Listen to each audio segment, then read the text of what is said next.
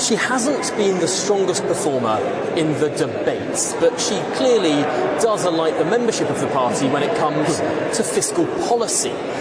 What makes you think that Liz Truss can make it through tomorrow?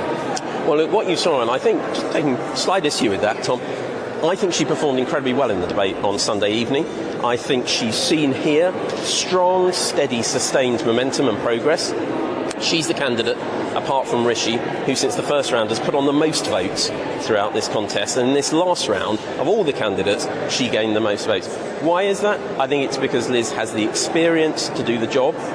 She has the ability to bring the party and the country together, and she has a very clear approach to the economy and, of course, a strong track record on defence and security. I've spoken to a number of your colleagues who say that they've had a real anguish-led battle within themselves between heart and head. The heart is with Liz Truss, but for many of your colleagues, the head is with the slick media performer Rishi Sunak. Well, look, we've got, as you know, a huge array of talent in the Conservative Party. What you've seen over the past couple of weeks are some amazingly talented people who set forward their view on the future of our country and their vision for that country. And I think that only speaks well of the depth of talent we've got.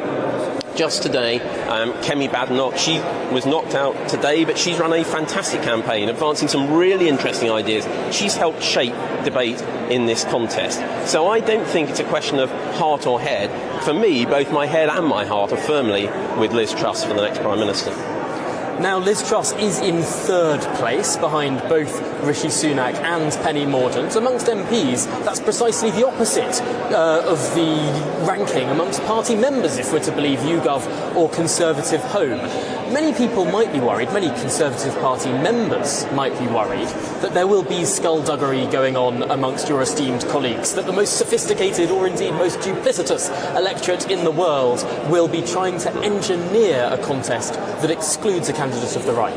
Well, look, I think Liz and Penny are now pretty much neck and neck. There's only a handful of votes in it. Liz is the one who's had that momentum and has been building up those votes steadily and solidly throughout. And I think actually what you'll find, and what I find talking to my colleagues when they vote, is that they're voting for the person they think is best placed to do the job, to lead the Conservative Party and to lead the country, and the person with the right vision to do that. People aren't in the business of voting for someone they don't want to be Prime Minister. Look at the Labour Party. What happened when people did that and they ended up with Jeremy Corbyn as their leader? Conservative MPs aren't going to play games like that. They are picking and voting for the people they think are best placed to lead our country forward. Rishi Sunak called Liz Truss over the weekend a socialist. Is she?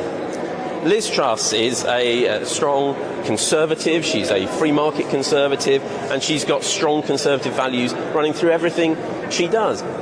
I'm a friend of Rishi, I'm a friend of Liz. They are both incredibly talented politicians, and I think they are both putting on a fantastic show for people of what the Conservative Party has to offer. For me, Liz Truss is the right person to be that next leader and that Prime Minister, and she will do that, putting forward, I think, strong Conservative values. It's going to be a very tough and tight contest tomorrow. There may well be a handful of votes in it.